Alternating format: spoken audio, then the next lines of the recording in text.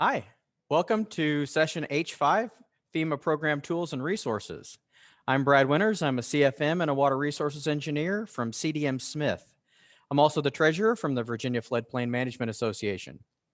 In this session, we're going to talk about FEMA tools and resources, and this first presentation is on how to reinforce mitigation messaging by leveraging the FEMA Mapping and Insurance Exchange, or FMIX. Kimberley Schwenk is joined by John Magnotti in this presentation. Ms. Schwenk is a CFM with over 15 years of customer experience management and is the manager of the FMIX Contact Center. Sorry about that. Mr. Magnotti works for FEMA at the headquarters and oversees the FMIX. Take it away, John. Hello, my name is John Magnotti and I work in the Risk Management Directorate here at FEMA headquarters. One of my duties is to oversee the FMIX Contact Center, which is the FEMA Mapping and Insurance Exchange. I've been involved with the Contact Center since its beginning back in the late 90s, where those of you in the regions, if you were around back then, knew that it was started as the FMAC, the FEMA Map Assistance Center. Over the years, we've really grown in size, and over the past couple of years, we've actually consolidated other call centers into ours. FloodSmart, the NFIP General Insurance Contact Center, as well as the MAP Service Center. So today we're basically a one-stop shop, handling mapping and insurance questions via calls, chats, and emails. Another thing that we've really begun to do is to become more proactive, assisting other folks in marketing and outreach, assisting other regions in town halls as a resource, as a phone number that people could ask questions to after the town halls. We've also been asked to help with the Risk Rating 2.0 Equity in Action rollout as well. So to that end, today, besides introducing you to the FMIX, we're going to share how communities can use the FMIX as a resource to amplify and endorse mitigation messaging. We'll also explore how leveraging the FMIX to promote mitigation locally can unify the stakeholder experience and bolster the community's impact. Today, I'm happy to be joined by our FMIX manager, Kimberley Schwenk, who will walk us through today's discussion. And I'll also like to give a shout out to Judy Marvel Burton from the Flood Insurance Directorate, who capably assists us in managing the FMIX as well. All right, take it away, Kim. Hi, everyone. Thank you for joining us today. I know we wish we could all be in person, but I just want to thank you for taking time out of your day to learn a little bit more about the FEMA Mapping and Insurance Exchange. Before I begin, I'd just like to introduce myself and tell you a little bit more about my background. My name is Kimberley Schwenk, and I work for Michael Baker International. I support FEMA as the Contact Center Manager for the FEMA Mapping and Insurance Exchange Customer Care Center. I have a knack for customer experience. I've worked in this industry for over 15 years now, and I grew up in the Tidewater area of Virginia. And if you're familiar with it, it's no stranger to flooding issues. In fact, I have some very early memories of some of my favorite places growing up succumbing to the losses from flooding. My passion for risk communication was ignited when I studied in Hawaii. There, I saw homes that were destroyed by a different type of inundation than we're used to talking about. And I'm sure you could guess what that was. Lava. Yep. So all of that is to say that all of these experiences have brought me here today to talk to you about how the FEMA Mapping and Insurance Exchange is a valuable resource for you and your community, and how we can work together to strengthen mitigation messaging. All right. So the FEMA Mapping and Insurance Exchange, or the FMIX as we like to call it, supports customers with questions about the National Flood Insurance Program.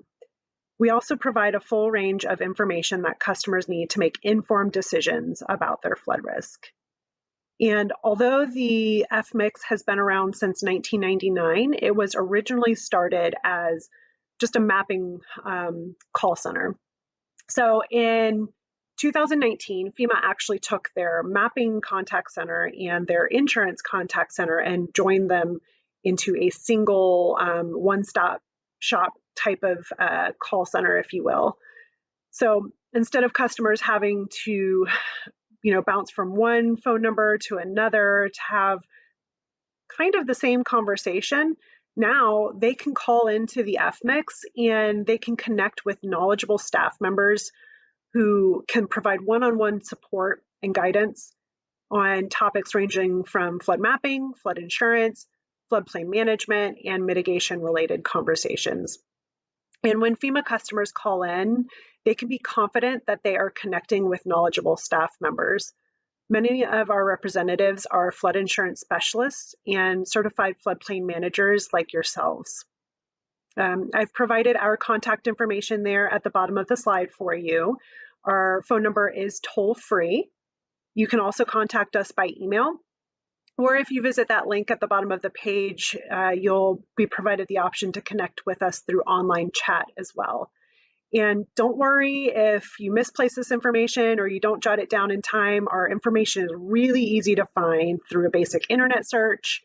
We're also highly visible on FEMA.gov, and we are the main point of contact for the FEMA Map Service Center website. To give you a general sense of how many people we connect with, on average, we support over 12,000 customers every single month. So that's a lot of questions that we get. But how can we support you? Well, we can support you and your community in a variety of different ways, and I'll go into more detail about that in a little bit. But let me ask you a question first. Have you ever had a conversation with a property owner who has just applied for the letter of map change application, or maybe they've just received a determination from FEMA from the letter of map change application? Well, we can help you with those conversations. In fact, we can have those conversations for you. So if you provide your customers or your residents with our phone number, we would be happy to discuss that determination with them or the application process as well. If they are more detailed and technical in nature, we can also connect those same customers to subject matter experts. So that's just one example, but let me tell you a little bit more about who our current customers are.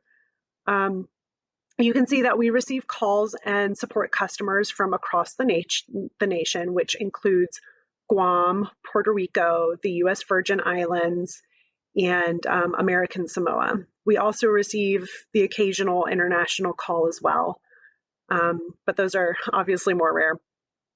About 70% of our customers are property owners, but you can see from this list here that we also support surveyors and engineers, insurance agents, real estate professionals, and I would be willing to bet that some of these customers are the same customers that you support as well.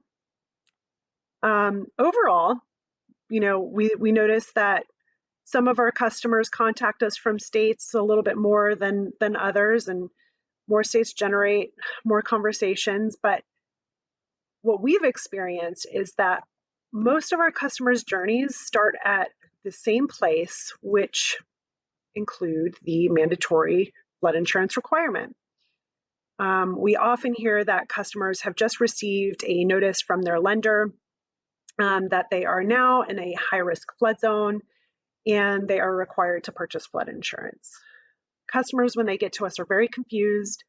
Maybe they're caught off guard, and they call us seeking clarity and guidance on what steps to take next. And what we do is we empower customers to act with information and resources.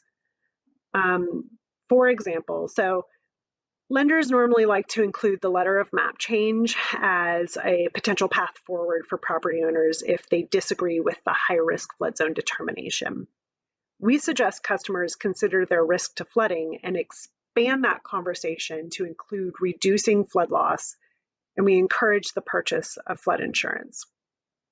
You'll also see up there that flood insurance policies are a common request at the FMIX. This includes conversations about the renewal process, questions about coverage, and general questions about cost and rating.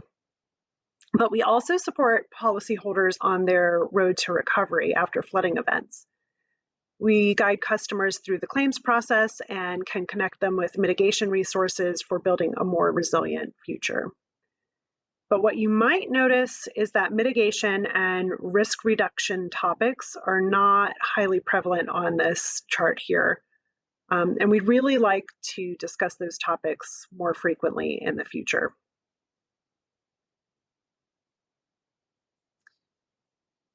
Your community is a really special place. While mitigation might be a hot topic after a disaster event, it's really during pre-disaster times that the greatest impact can be made. And look, we all want our communities to thrive and grow without interruption. So increasing how often we talk about mitigation with our shared customers should really be a collaborative effort. And the FMIX is here to support you and bolster those conversations that you're having locally within your community. And I'll give you an example of how we can do that in just a moment. But first, I'd like you to consider where your customers are receiving their information right now.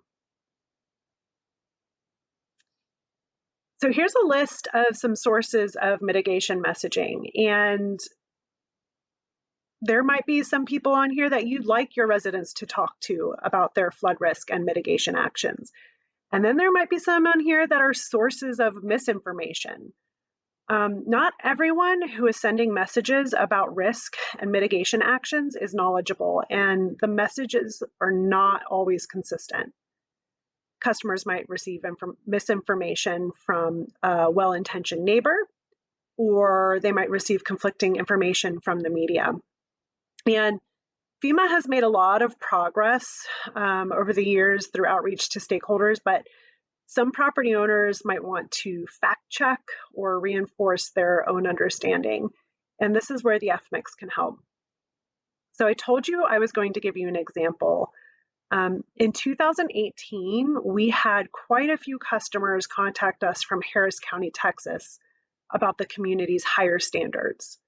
These included a new regulation that increased the freeboard elevation above the elevation of the 500-year floodplain.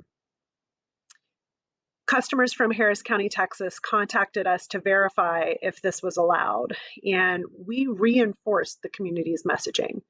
We also educated customers about how FEMA sets the minimum requirements for floodplain management, but encourages communities to set higher standards, especially in communities like Harris County, which have seen devastating losses from flooding events. According to research published by Johns Hopkins University Press and completed by Vincent Covello and Peter Sandman, a major obstacle to effective risk communication is distrust.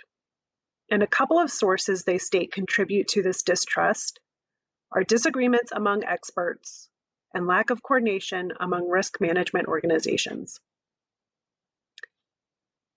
As local floodplain managers, you can use the FMIX to build trust and increase the power of your mitigation messaging. And this is really a call to action to increase our reach and shift conversations together to make mitigation topics a common dialogue with property owners. If you recall, I shared on, I think it was the first or second slide, how many people do we actually talk to at the FMIX? Over 150,000 people every single year. So what kind of an impact can we make together? Now, I completely acknowledge that we meet customers at different points of their journey, and not everything can be solved in a single conversation. The largest opportunity that we currently capitalize on is when property owners contact us after receiving a letter of map change determination from FEMA. And these conversations are not normally ones that indicate that their property is in a low-risk flood zone. I also really want to note that the conversations that we have at the FMIX are not without empathy, and they can be sensitive conversations to have, right? Because you've got to factor in people's finances and and you hear their life stories, and you sympathize with them, and you can empathize with them. But because the interactions that we have are one-on-one, and we can take the time to consider each unique circumstance, we don't work off a script, and we're free to discuss and provide catered information and resources for customers.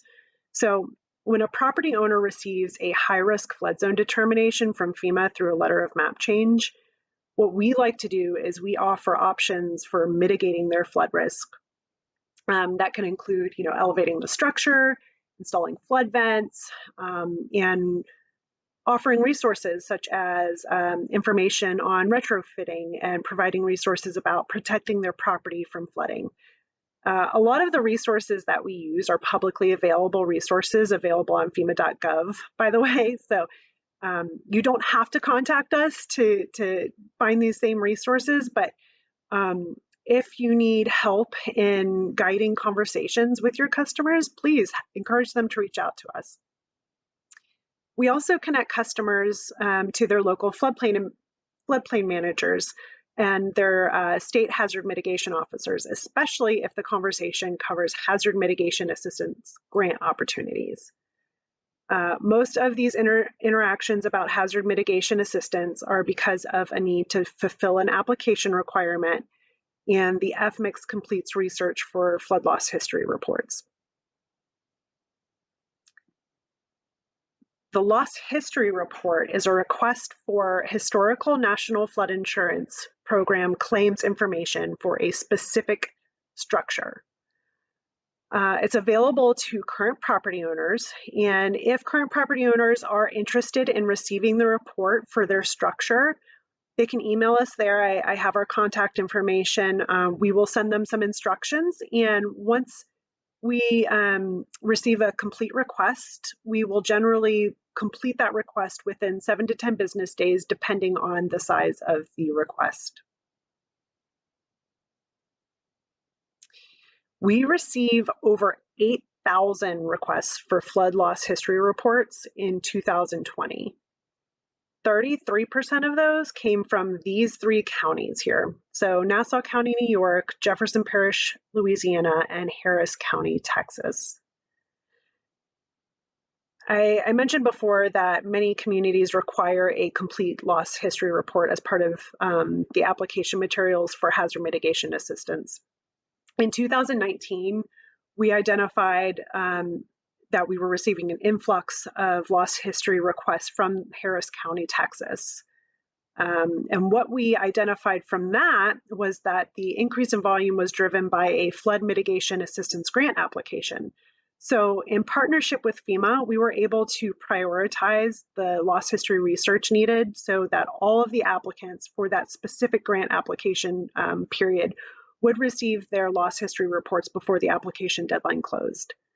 We also received several flood loss history report requests to support mitigation grant applications from Jefferson Parish, Louisiana. The flood loss history report is free. In addition to being helpful for grant applications, it's also a really great conversation starter about mitigation.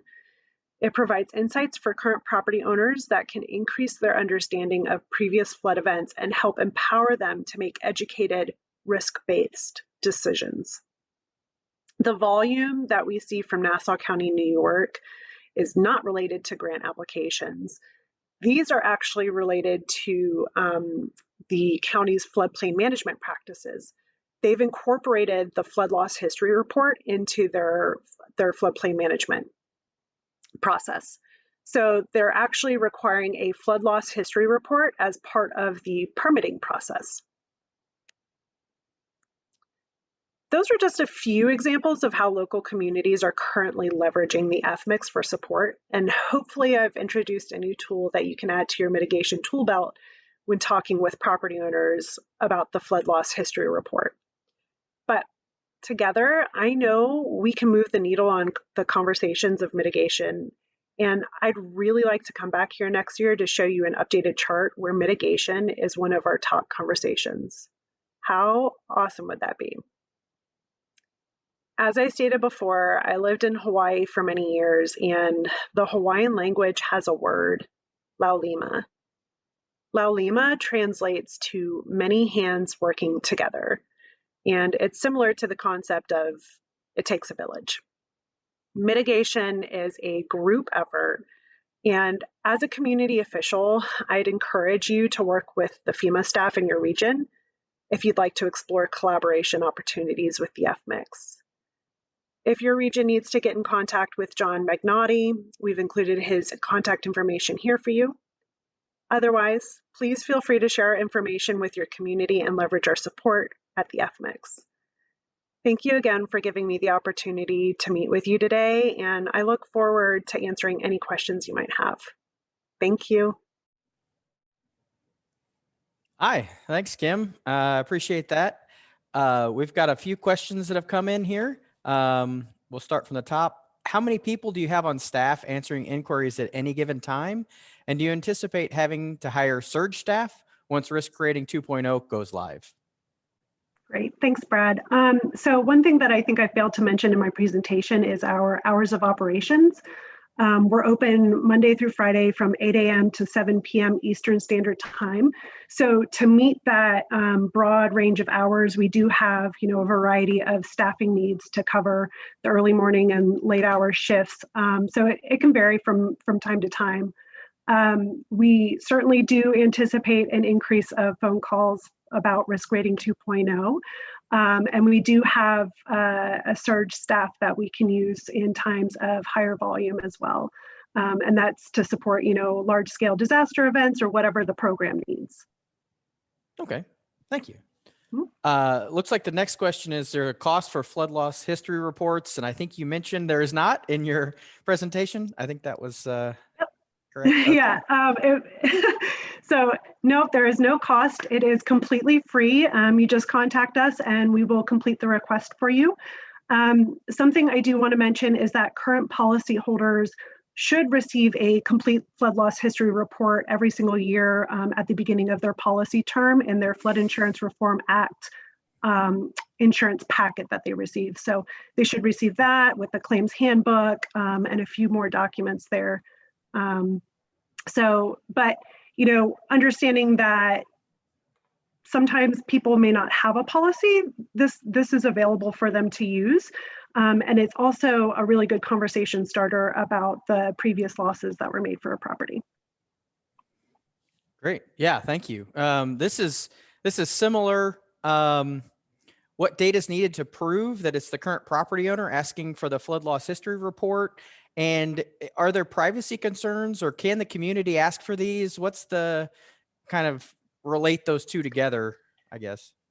Right. So the request has to be made by the current property owner. And what we need for that is a self-certifying statement or a statement that's been notarized. So that's in the instructions that a requester would receive. It's just name, address, contact information, how they'd like to receive that completed flood loss history returned, and then that self-certifying statement. Okay. And there's no privacy concerns with the communities asking for these? Like in New York, you said there was a community that asked for these as part of their regular process.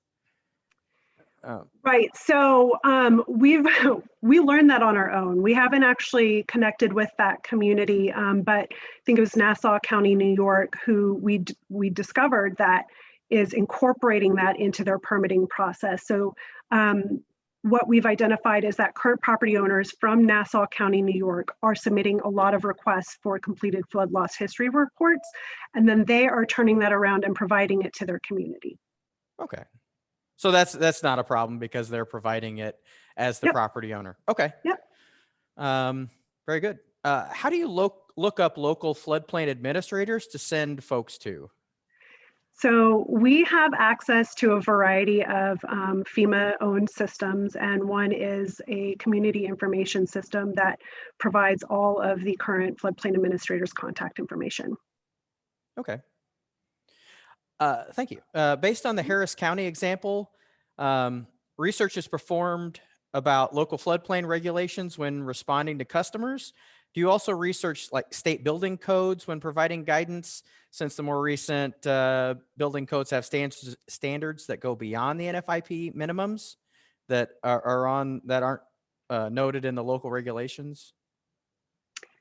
So if I'm understanding that question correctly, does the FMIX research building codes? State building codes or higher standards than NFIP? We do not currently do any research unless we identify a trend in volume. But that is something that we would like to encourage communities to work with our region to establish a relationship with us, so we can get ahead of those conversations and we can learn about local issues and concerns and needs that we need to make sure that we are communicating effectively to your customers. Okay. Is there any way locals could send links or information into the FMIX if they've got information they want their people calling in to know about? Is that something that's normally done, or? So what I would say, if you are a local community official and you're interested in collaborating and informing our conversations, that you work with your region, and then we can make sure that we have a clear understanding of what your individual needs are for your community. Okay, thank you. Let's see, I think that's all the questions I'm seeing here for now. I think we'll move on, but Kim, thank you so much for your questions and your time. Thank you, Brad. Thank you all.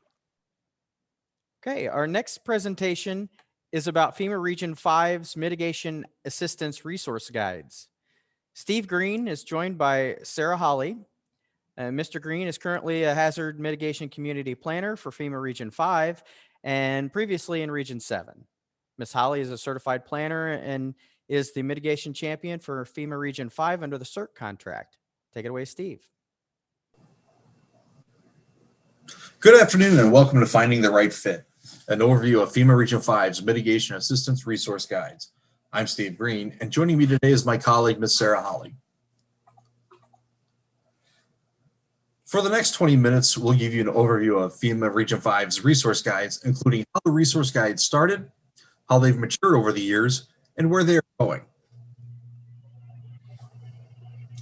My name is Steve Greene, and I've been a mitigation planner here in FEMA Region 5 since 2016, supporting state, local, and tribal governments in Illinois, Indiana, Michigan, Minnesota, Ohio, and Wisconsin with their mitigation planning needs and advancing mitigation actions.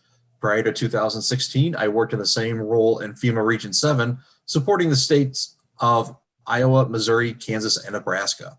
I'd like to turn over to Ms. Sarah Holly to introduce herself. Sarah?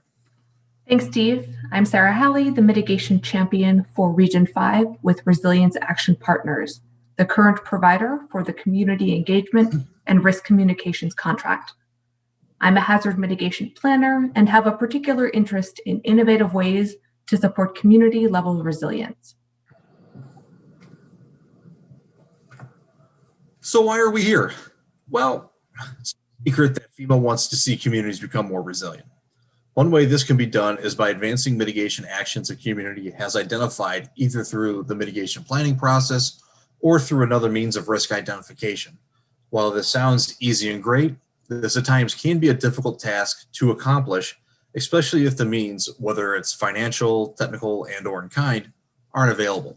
The overall goal for the guides is to provide state, local, and tribal governments in Region 5 a reference on programs that could potentially assist with advancing mitigation actions identified by their community.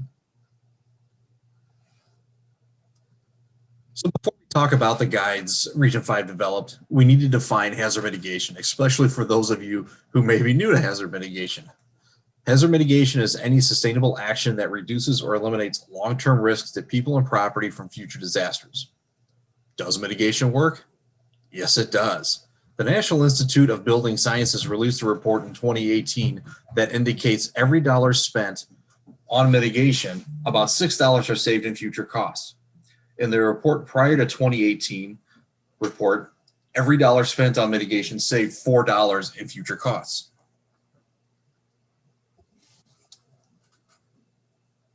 A few examples of what mitigation looks like. This could be elevating structures above the base flood elevation, upsizing culverts, and even developing stormwater parks. Additional examples of mitigation activities may include strengthening building codes, floodplain ordinances, and developing wind-resistant construction. I'd like to turn it over now to Sarah to discuss community resilience. Sarah? Thanks, Steve. Zooming out a bit from hazard mitigation specifically, we know that communities who invest in mitigation action, such as the projects that Steve mentioned on the last slide, are more resilient to the effects of natural hazards. Here we have the 4 main tenets of a resilient community, as identified in FEMA's workshop on planning for a resilient community. First, the community communicates about risk and vulnerability. The second, it recovers and resumes normal operations quickly after a hazard event. Third, it builds capabilities and partnerships. And 4, it makes proactive investments and policy decisions. We've illustrated here that the last 2 bullet points on this slide are really where we see the guides connecting to community level resilience. And we think you'll see why as well.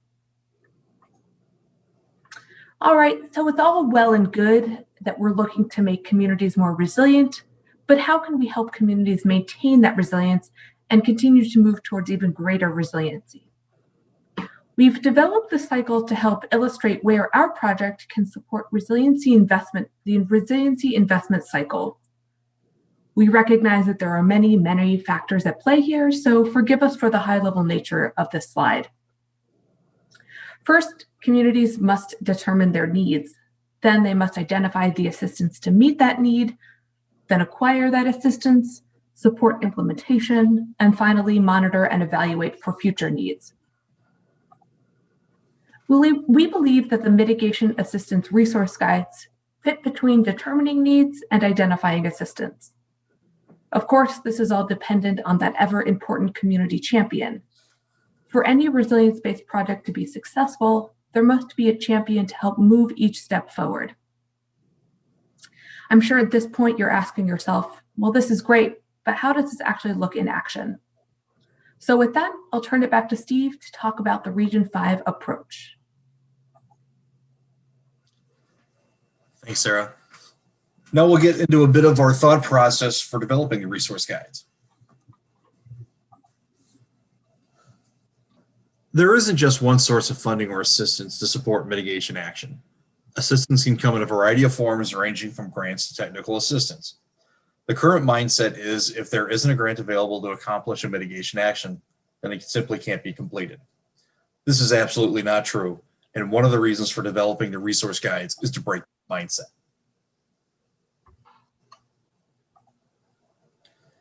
As I mentioned in the previous slide, the mindset has always been if there isn't a grant available, then the action can't be completed.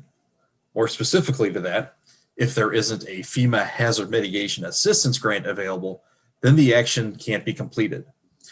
This mindset always puzzled me because with all the federal agencies and programs that are out there, only 3 FEMA programs, hazard mitigation grant program, flood mitigation assistance, formerly the pre-disaster grant program, now the building resistant infrastructure and communities BRIC program, can only accomplish mitigation.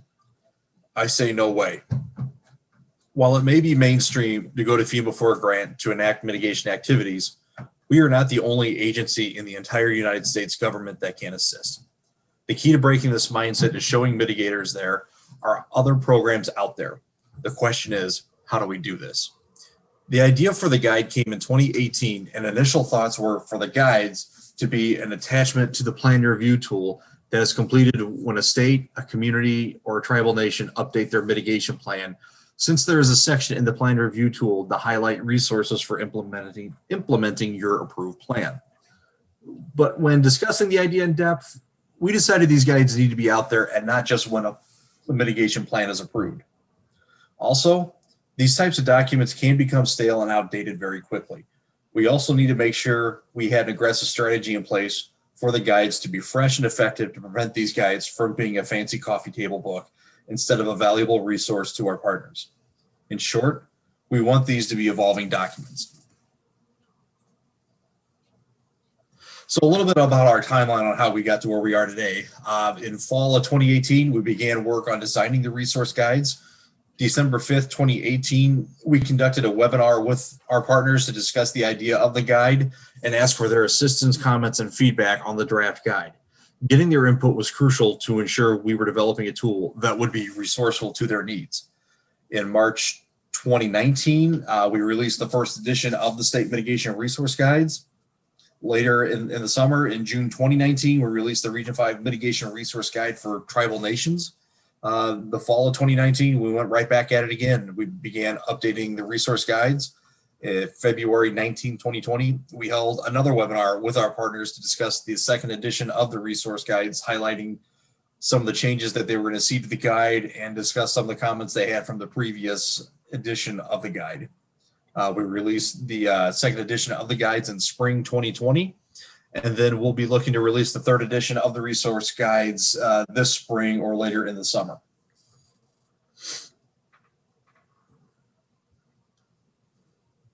So Region 5 is made up of 6 states, 34 tribal nations, and a lot of local governments and special districts.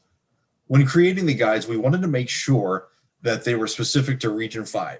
Given the number of different agencies and points of contact for our region, we decided to build a resource guide for each state that highlights federal points of contact applicable to that state, highlight state programs that locals can utilize to advance mitigation. For example, the resource guide for the state of Indiana highlights federal programs and Indiana state programs that locals in Indiana can use. Case studies and best practices. We wanted to include them for each program that a best practice from Region 5 occurred with that program, where we could find them, highlighting how the program supported a mitigation action. A tribal guide was developed for all 34 tribal nations in Region 5 to utilize. The guide for tribal nations is similar to the guides developed for the states, with the exception that they include programs that are tribal nation specific. Given the success we've seen with the initial rollout of the guides, other regions have begun developing their own. Regions 2 and 4 have developed initial funding resource guides, and there is a national version of the guides being developed as we speak. I'd like to turn it back over to Sarah, where she can talk a little more in depth about the guides. Sarah? Thanks, Steve. To reiterate, there are 4 general goals for these guides, many of which you've probably inferred from the presentation and what Steve has talked about earlier. The first is to provide information on available mitigation and mitigation adjacent assistance. The second is to encourage innovative mitigation funding, both for funders and recipients. The third is to encourage collaboration across public and private sectors. And finally, at the end of the day, we want to support mitigation action at the local level. Now let's talk about the first version of the guides. As Steve mentioned, these were released in early 2019, and the guides are organized by their primary recovery support function, as well as under one of FEMA's 4 mitigation action categorizations. We also included information about each resource, such as cost share requirements, eligible applicants, and restrictions related to the program or funding. Most notably, and as Steve mentioned earlier, we included local contact information for each resource, as well as a case study or best practice of the funding in use where one was available. The first version of the guides were shared with state hazard mitigation officers and other partners across each Region 5 state. Feedback has and continues to be an important part of these guides. After the first version was released, we documented the feedback, and there are 3 general pieces of feedback we've received. The first is that the guides are challenging to navigate. The second is that information is always changing. And the third is that they're not always reaching the communities who need the information. We took this feedback and baked what we could into the next iteration of the guides. And in June of 2020, FEMA released the second version of the Mitigation Assistance Resource Guides. And you'll notice that the name changed from Mitigation Funding Resource Guides to Mitigation Assistance Resource Guides. And this is because the resources that we included in here provided assistance other than just funding. So this included in-kind services, technical and educational assistance as well. The documents were also made more accessible to allow for posting on federal websites, as well as to make them more navigable through reorganization and for example, a clickable table of contents. And to help get the documents into the hands of the communities who need them, they've also been posted across several sites, which Steve will talk about in just a moment. Plus, annual updates help keep the information reasonably up to date, knowing that many of these assistance programs change and evolve very frequently. So here are a few of the agencies and organizations that you'll find in the guides. Some of these you're likely to expect in a mitigation assistance guide, such as EPA, HUD, and the Army Corps as agencies, as well as potentially others that you might not expect, such as USDA or SBA. You'll also see some of the non-governmental organizations that we highlight in the guides. Of course, this is just a snapshot of what you'll find, and I'll turn it back to Steve to talk a bit more about where you can find these documents and where we're headed in the future. Thanks, Sarah. So there's a couple places online that you can find our guides. First is the FEMA.gov website. We've got a link right here in the presentation that you can access. Click on the link, save that to your favorites, and they'll take you directly to the Region 5 resource guides. The guides are 508 compliant, so even if you wanted to take those guides and post them on your organization's website, you're more than welcome to do so. And the next site that the resource guides are posted is the Great Lakes Coastal Flood Study website. Again, we've got all the state guides here, including the guide for our tribal nations. It is an active link, so you can click on this link in the presentation and access the guides that way. So what's next for the Region 5 Mitigation Assistance Resource Guides? Well, as we previously mentioned, we want to ensure these guides do not become stale and obsolete. Currently, we have the means to update the guides annually, and we'll keep doing so. Additionally, we will work to identify areas of improvement and ways we can expand the resources highlighted in the guides. In each guide, there is a comment form that guide users can provide comments and feedback on the guide and submit those comments electronically back to Sarah and I. Sarah and I greatly appreciate your time today. We hope the information provided will help you in looking for resources to support your community's advancement mitigation actions. As you can see, that's our contact information. Feel free to reach out to us with any questions or comments about the guide or the presentation that you've seen today. Again, we appreciate your time today and enjoy the rest of the conference.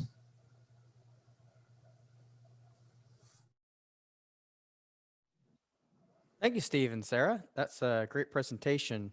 We've got a few questions here in the chat. What types of hazards does the guide cover?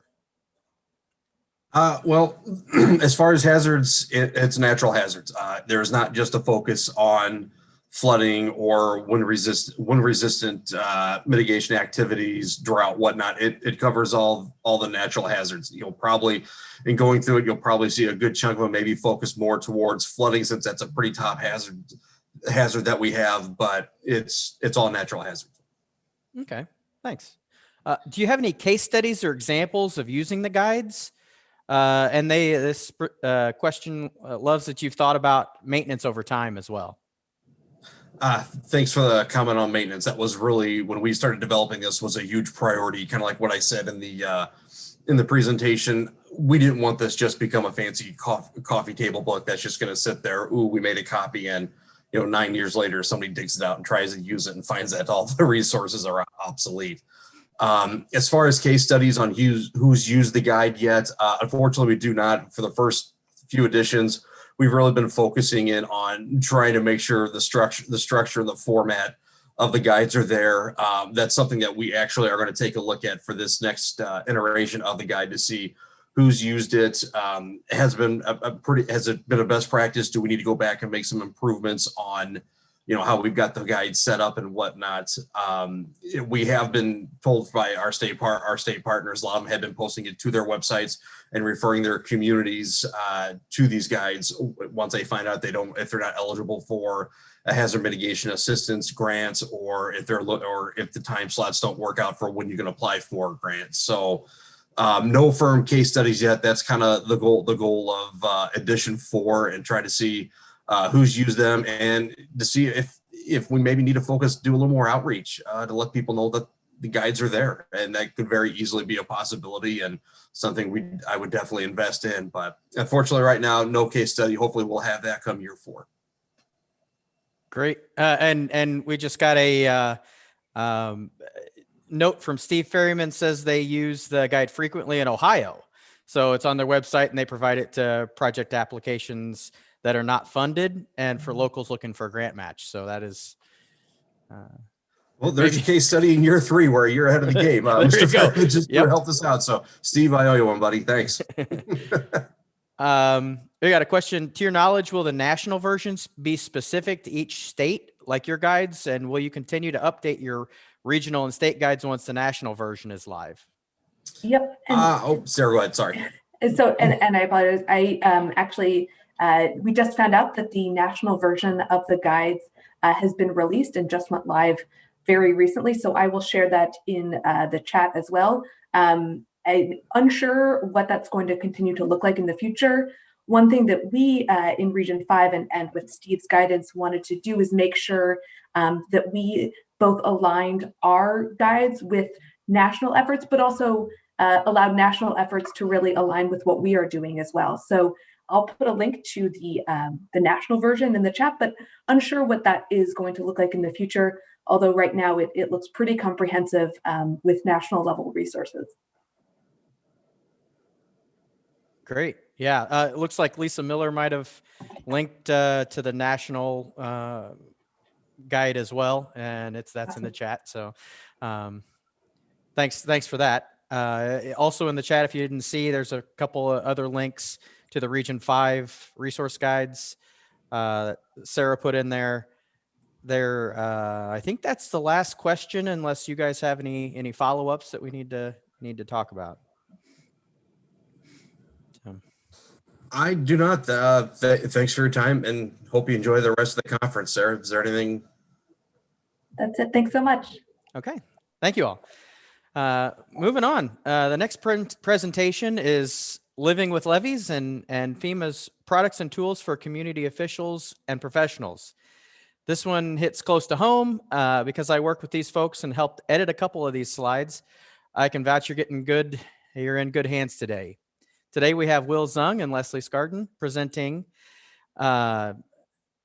Zung is a CFM, PE, and a project management professional who leads the levee mapping support for STARR 2 as a consultant to FEMA. And Ms. Scarden provides communication strategy and support to FEMA, assists with levee communication, and has led flood risk workshops across the country. Will, take it away. Thank you, everyone. Welcome to the 2021 ASFPM conference. Thank you for joining us today. We're honored to share with you a high-level overview of FEMA's products and tools created for community officials and technical professionals to use for flood risk communication associated with levee systems. I'd like to introduce Suzanne Vermeer with FEMA headquarters, Brian Coper also with FEMA headquarters, myself, I'm Will Zung, and Leslie Scarden will be presenting a little bit later, as well as Brad Winters.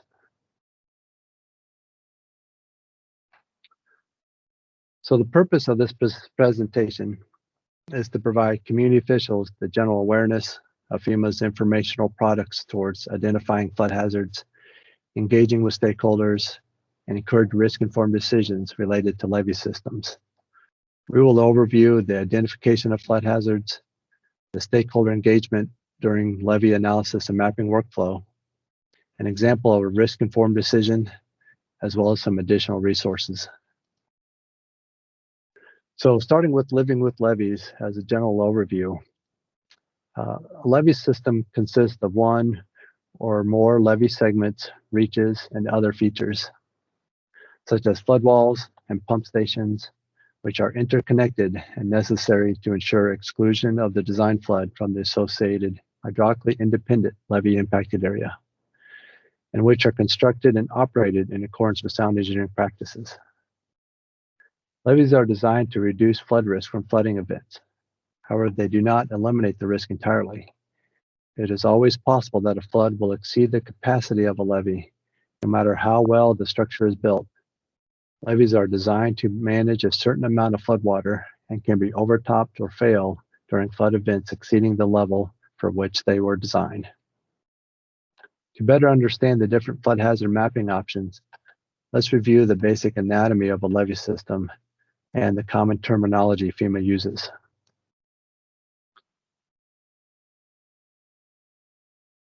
Turn on my laser pointer.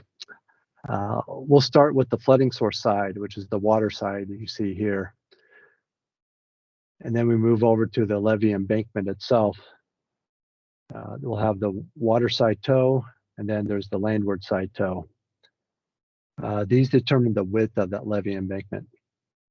The embankment crown is the top of levee, and then the freeboard is the measurement between the base flood elevation on the water side to the top of the levee at the crown. The levee impacted area is shown here on the landward side. It is based on the base flood, which would normally inundate the land without the levee. This is the area of residual flood hazards as well.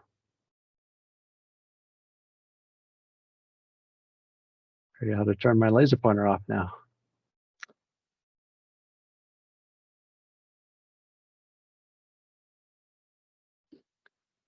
So the National Levee Database, developed by the U.S. Army Corps of Engineers in partnership with FEMA, is the focal point for comprehensive information about our nation's levees. The National Levee Database is the authoritative source for levee information in the nation. The database contains information to facilitate and link activities such as flood risk communication, levee system status for the National Flood Insurance Program, levee system inspections, floodplain management, and risk assessments information.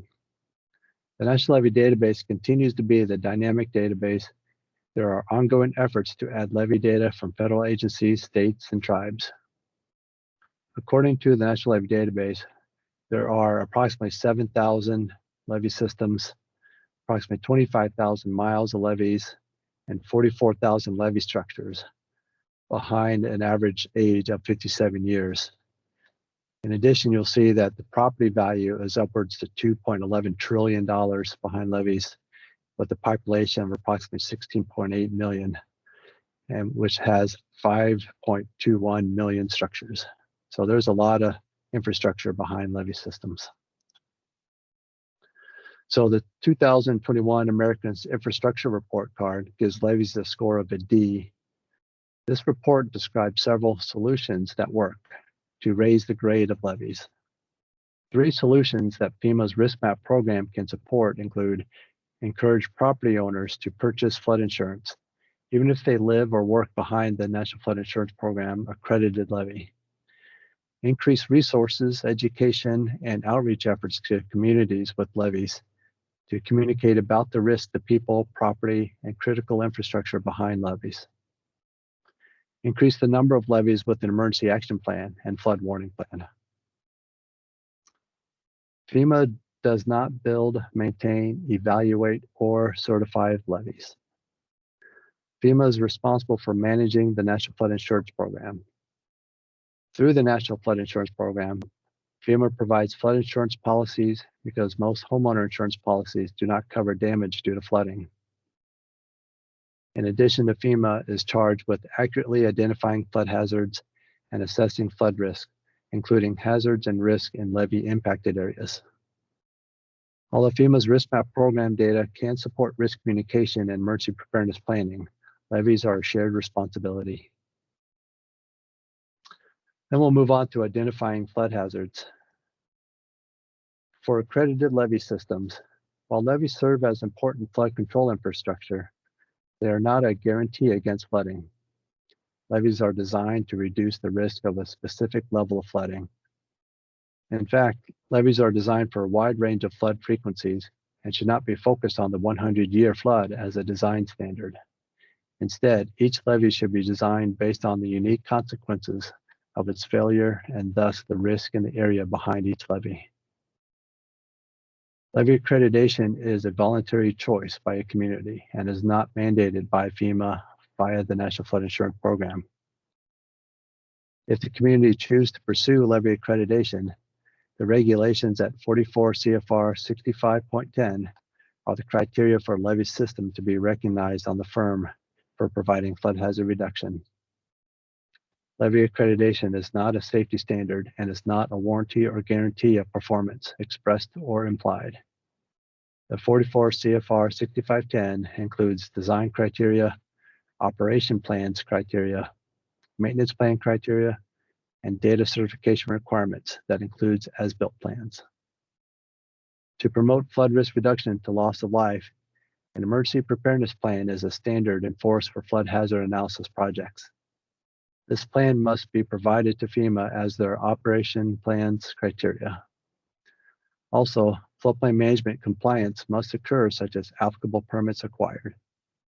Lastly, when flood hazards are revised, such as from a new flood hazard study or letter of map revision application, the criteria must continue to be met, which may involve recertification by an engineer.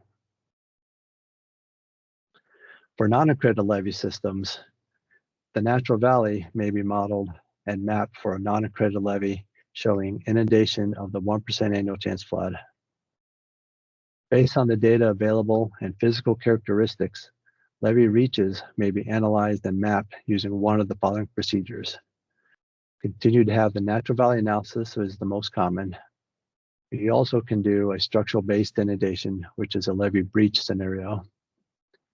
Consider an overtopping approach where the base flood elevation on the water side is higher than the levee crest, thus overtopping of the base flood could occur. For freeboard deficient, the base flood elevation on the water side is lower than the crest, but yet there's not enough freeboard there to meet the accreditation requirements. In this case, special flood hazard area or flood hazards could be shown on the landward side of the levee from the interior drainage. Lastly, sound reach, which is where a reach of the levee system meets the standards, but not the whole system does. And in that case, there could be flooding from the special flood hazard areas from interior drainage. So for levee systems on a firm, the levee system status is a generalized description of the flood hazard zone and labels shown on the firm. That status depends on the different regulations and policies governing the data requirements for recognized the flood hazard zones landward of the levee system. Shown on the firm are categorized in one of 5 options: accredited, provisionally accredited or PAL, non-accredited, Zone A99, or Zone AR. The vast majority of levee systems are non-accredited, approximately 84% of the inventory. Approximately 16% are either accredited or provisionally accredited. A tiny number of levee systems are Zone A99, and there are no levees with Zone AR at the time. So to engage stakeholders during the levee analysis and mapping workflow is broken up into 4 phases. This graph shows the levee analysis mapping workflow for non-accredited levee systems, and each box category has specific activities that occur and then categorized by 4 major phases. The stakeholder engagement in these phases are most important aspects of the workflow, as it helps build relationships and partnerships between FEMA, community, levee owner, and other key stakeholders as appropriate. Phase 1 identifies the levees in the study area, evaluate options such as accreditation or PAL or non-accredited, or determine the structure is not a levee. Then in phase 2, preparation or planning has a high amount of stakeholder engagement. The local levee partnership team, the plan development, defining the path forward. Phases 1 and 2 combined are similar to a discovery process. Phase 3, analysis, This is where the enhanced levels of engineering analysis for the different approaches as defined in the plan. This is the bulk of the data development task. And then in phase 4, mapping integrates with the flood risk mapping process, such as flood risk review meetings, produce preliminary map products, post-preliminary processing, using the approaches agreed upon during the previous phases. Leslie will dive into more details of the preliminary engagement steps of the workflow. Great, thanks, Will. So on this slide, you'll see an infographic we put together to reflect the levee analysis and mapping process, including that critical community engagement. So we'll go through each of these steps now, if we can go to our next slide. So our first step is critical. We want to bring together all relevant stakeholders to make sure we're leveraging existing and local knowledge. This includes local community stakeholders, civic organizations, congressional stakeholders, along with federal and state partners like the Army Corps of Engineers. If we'll go to the next slide, we'll see that once we've identified those stakeholders, we'll want to hold a kickoff meeting to introduce the project, set the goals, and define the role of the local levee partnership team, or what we call the LLPT. As you'll see in step 3, the LLPT is a critical part of this project and provides local information and feedback that helps FEMA make better informed decisions. The LLPT works with FEMA to review hazards and also determine the best path forward. If we go to the next slide, we'll see that during our first meeting with the LLPT, we introduced the levee analysis and mapping process and talk through existing data, the procedures that can be used to map the levee that Will referred to, and also take a look at the existing flood insurance rate map and timeline. On our next slide, you'll see that we then turn to data collection to inform the draft maps. And after that, on our next slide, we hold a meeting to discuss the mapping analysis with the LLPT and get important feedback on the maps. From a communications perspective, this is a great time to talk about residual risk.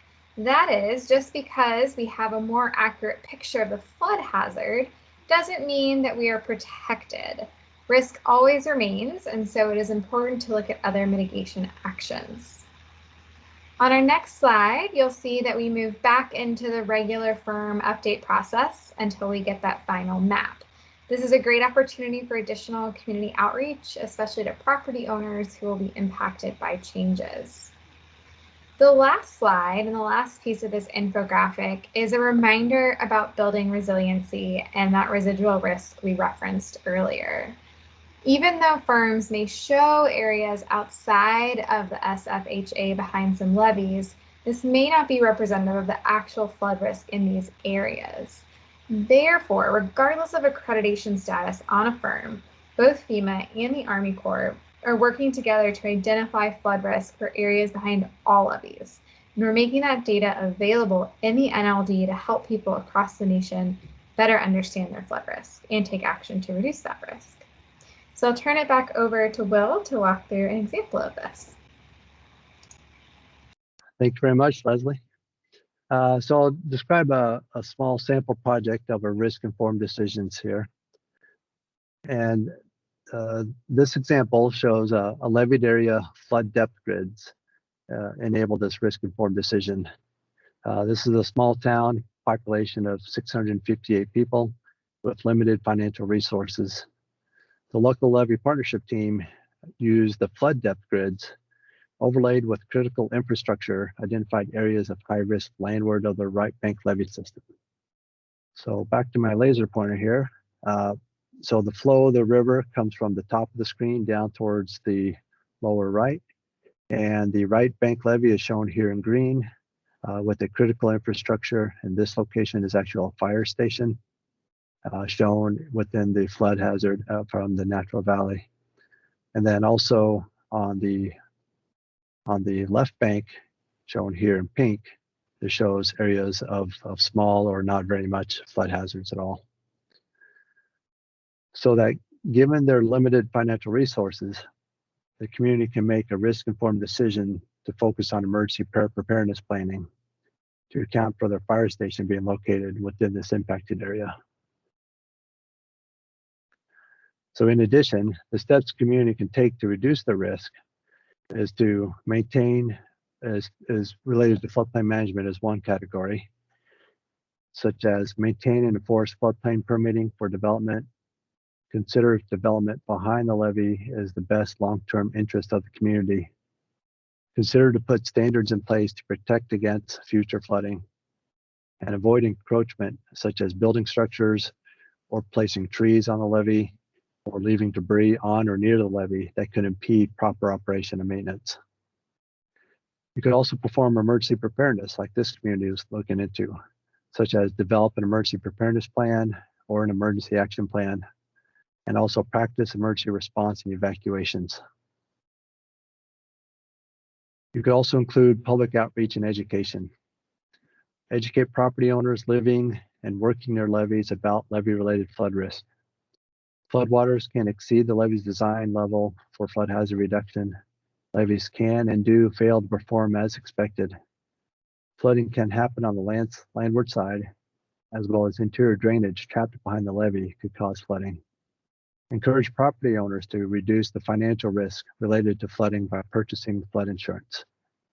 And encourage purchasing flood insurance even if it's behind an accredited levee system.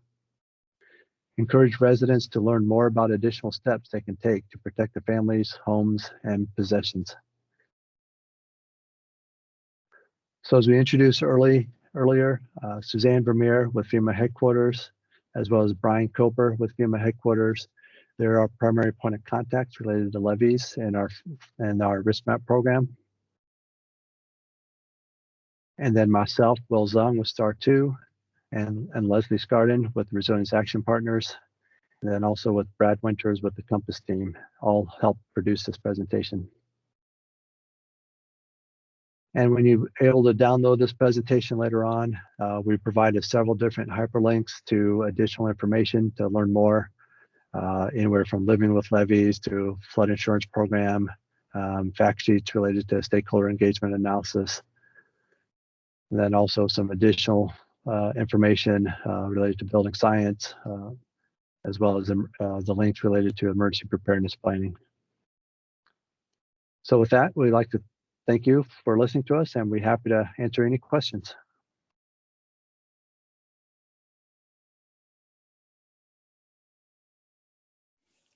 Thanks, Leslie and Will.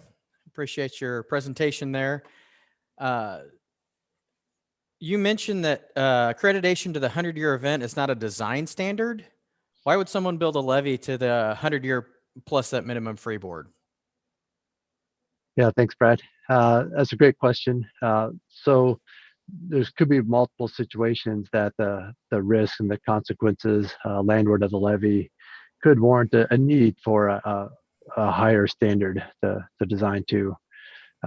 So just the 100-year with the freeboard may not be enough to provide that resiliency, that risk reduction to that community. So we encourage to design for your purpose first, the consequences that you're trying to provide the risk reduction to as the first priority. Great. Yeah. Thanks, Will. And we all know the flood studies and flood maps change over time, and with climate change, it's build the levee once and don't have to go back and raise it up again. And that's a great point about climate change, or just even with development within the floodplain and increasing your base flood elevation, maybe up to the foot related to your floodway. And the base flood elevations, could always increase as studies progress. And you don't want to keep chasing that top of levee elevation. So if you can design with that resiliency in mind, design up to a higher standard, then you could have a safer, maybe a less risk reduction. Yeah, thanks. We got another one here. What's the range of time that a levee analysis and mapping workflow could take? Yeah, I could start on that if you like, Leslie. And so I'll go. The timeline is pretty highly variable, depending on the type of engagement and how much engagement you want to do. I'll just kind of fast forward to the middle part of the production and the map production process. That still follows your typical timeline of a flood risk study, anywhere from 3 to 4 years timeline, and then some of the pre-work before that could take some additional time as well. And Leslie, I don't know if you have a general timeline of the engagement piece. Yeah, I mean, as Will said, the whole process can take quite some time. So that's one of the reasons why that upfront community and relationship building is so important, because these are people you're going to be working with for, potentially 3 to 5 years. So making sure that you spend the time you need to set the groundwork and build relationships on the upfront is really important. Great. Yeah, thanks, Leslie and Will. We have another question here. Is a community required to submit their O&M inspections to FEMA each year for an accredited levee? It's not each year. You do need to maintain your operation and maintenance plan. So when FEMA produces a new study, that's the request of any additional information to maintain the accreditation status on the flood insurance rate map. Upon request is when you have to show those operation and maintenance has been taking place. So I still encourage to maintain those records, the inspections on an annual basis. Great to have those in place, but it's not required to submit it to FEMA on a yearly basis, but upon request, you'd have to show that it's been continually to be operated and maintained appropriately. Okay, great. Looks like we're running low on questions here, but so we'll probably end early. Is there anything else you all want to add to what we've talked about here? I'll just encourage that towards the end of the presentation, there's plenty of links to other resources available on FEMA.gov. So there's a lot of good reading information, and also there's the National Levee Safety Program, the Corps of Engineers, close collaboration between FEMA and the Corps related to that. And so there's a lot of resources available that are up online. So I don't know, Leslie, if you have any. Yeah, I would just reiterate again, when you're talking to communities and stakeholders, to talk about that levees don't protect you, right? They help reduce the risk, but they don't eliminate the risk. And so having a holistic conversation around flood risk and other mitigation tactics to take is really important and can save lives.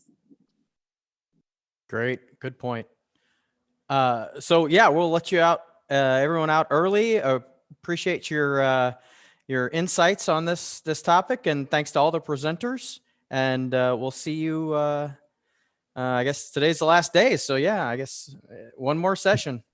Have a great day. Thank you.